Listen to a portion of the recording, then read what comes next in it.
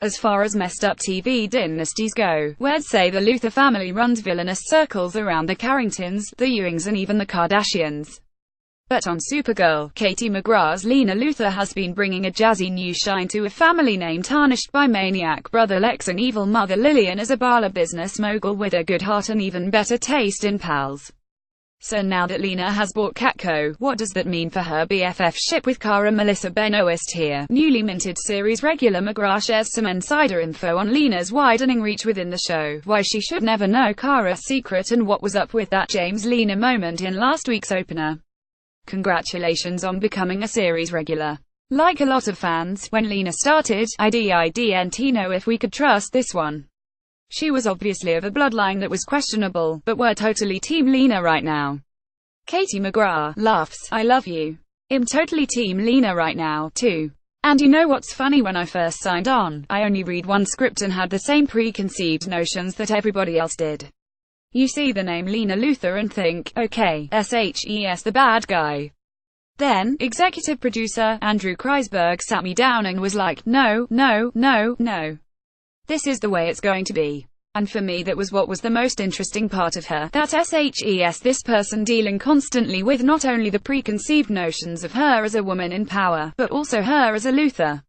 So SHES constantly trying to exceed everybody's expectations and live up to this level that she has created to be better than her family. The multi-award nominated actress is set to recur as the new villain's mom. It's so cool that SHES more than her family brand. She is also incredibly competent and a strong businesswoman. Yeah, and I think we forget that about her, that SHES essentially running Facebook plus General Motors plus Viacom plus Coca-Cola. SHE's managing all of this, and what I love about her is that SHES still capable of being maybe not vulnerable, but honest. One of my favorite bits about her in the whole of the first season was when she used to go to Kara and she'd be like, I really need a friend. I don't have anyone here. And so that carries over into her buying Catco. She doesn't pretend that she knows how to do it. I've never run a media company before. I know how to make a successful business, but I'm going to need you, James, to help me because you know what you're doing. I'm going to need you, Kara, to help me because you know what you're doing. And the best bosses in the world are the people who hire other people to do the things they know they can't. Melissa Benoist as Kara, Supergirl, and Katie McGrath as Lena Luthor. I think that's why so many of us really fell for her, that she was willing to open up and say she valued Kara. Melissa Benoist as a friend. Yeah, and also, SHES never afraid to say I'm afraid. She sees no flaw in being vulnerable and no flaw in not being perfect. SHE's not her brother, who's this evil mad scientist. He's insane. Laughs. Let's go with crazy megalomaniac. Well, he is locked away forever. Forever is a very definite word, Damien. I'm not sure we can guarantee that. Although I don't want another Luthor on the show. I feel like I'm covering all bases. Not to mention that the mother was bad enough. Can you imagine? SHE's probably worse than Lex was. She created them. Lex is version 2.0. SHE's original. SHE's got all the bugs still in her. Laughs. If I didn't love Brenda Strong so much, I would be worried. There was a very brief exchange in the first episode of the season between you and James Mecca Brooks that had a little bit of a spark to it at the boardroom table. I mean, listen, Hess a very handsome man. Those sparks might just have been Katie and not Lena, we don't know. You can't help yourself. He's delicious. It's an extremely beautiful cast, right for a city that keeps getting blown up, torn apart and attacked. Everyone is really good looking. You kinda wonder what do they put in the water in that city. Laughs. McGrath and Benoist's besties kick it over dinner.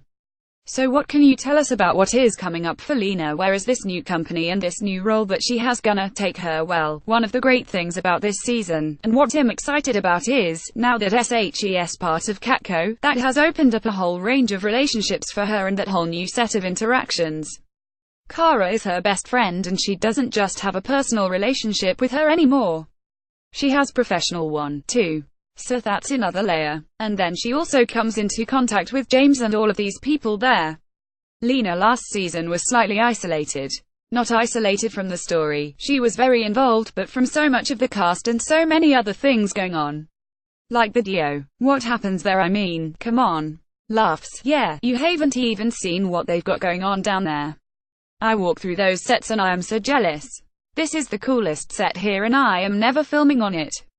But I would look fabulous in there. So do you think that we might see her actually getting in on the action? The difficulty with Lena is, Supergirl is one person and Kara is one person. You can't mess with that. That's really important. I like being the only person who doesn't know Kara's secret because I'm the person Kara can be just Kara with. She doesn't have to be the heroine. It's like Lena is her humanity and season 3 is all about Kara struggling with her humanity. If I knew she was Supergirl, she'd have to be Supergirl all the time. Melissa Benoist, Chyla Lee, Katie McGrath and Floriana Lima reveal their characters' greatest strengths. I like it. Makes you special. Special, yeah. So I don't know about being in the DO because it would be like, hey, Supergirl, you look nothing like my best friend. Right. I would notice the resemblance if you wore glasses. It's the suit, I tell you. All the blue. That suit is very distracting. When you see Supergirl, all you see is the really cool suit. That's what happens when Superman's on set. I check it out, all of that suit. Oh, well, that view.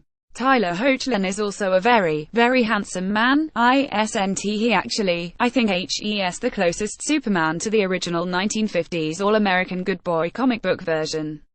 You know what I mean? They've gone a lot of other ways with Superman, but he's taking it back to All-American values, and I think with so much reinvention of all these characters right now, the next reinvention we've got is going back to the original. And he's so good. Related, subscribe to TV Insider's Supergirl newsletter. Back to costumes. Lena has probably one of the best wardrobes on television. I feel like the CW is spending a big part of their budget on her outfits. Have you borrowed any of her looks? I swear to God, I am the least Lena person ever. In real life, I wear sweatpants, and do I have to actually wear a bra? I haven't washed my hair in 5 days.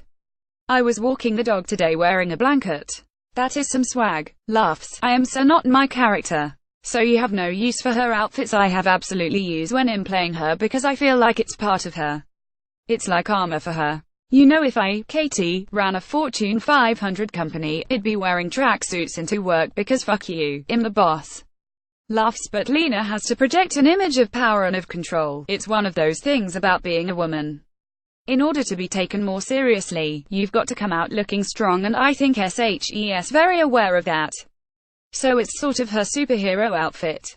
100%. Not all superheroes wear capes, right? Supergirl, Mondays, 8/7. See, the CW.